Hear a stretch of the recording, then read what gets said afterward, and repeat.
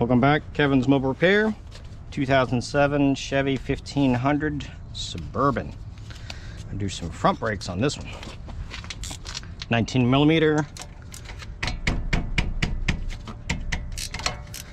Take both caliper bolts out.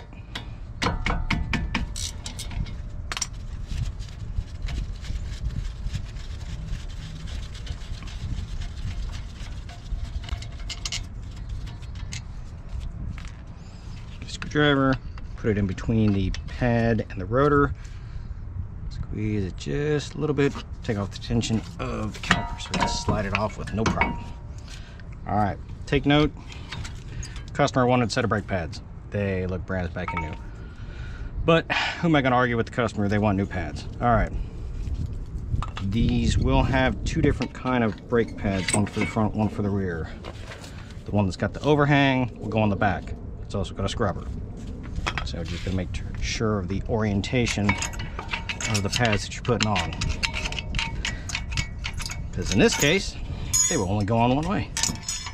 The ones for the rear, they went on two different directions. And that previous person that put on the brake calipers with the brake pads kind of messed that caliper up. See that in the other video. A little bit of goober on.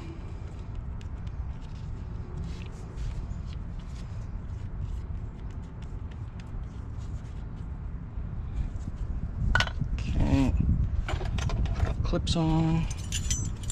Nice shiny, brand new anti-rattle squeal clips.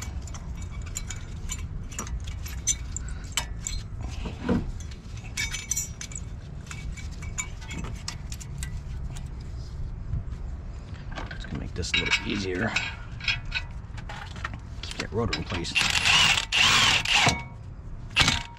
This is why I put the screws and stuff like that in here to keep this rotor from backing out like that. Makes it easier for the install too. Overhang one goes in the back.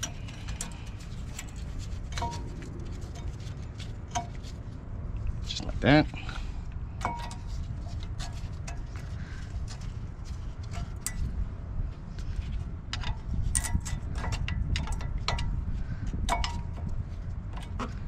And just like that.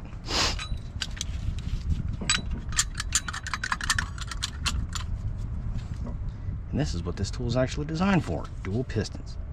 I can still use it on a single piston now.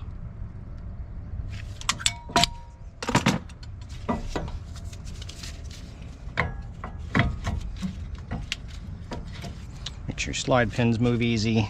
They do. They're good. If not, take them out, put some grease on them so that they slide. It's important that they slide because this whole caliper assembly moves inside here. That's what you want. Easily movable, doesn't lock up, cause brake noise, brake imbalance. Something this big, kind of brake imbalance. Make that car shift to one side or the other whenever you apply those brakes. So, there you go. New pads. Any questions, comments, please let me know. Thank you much.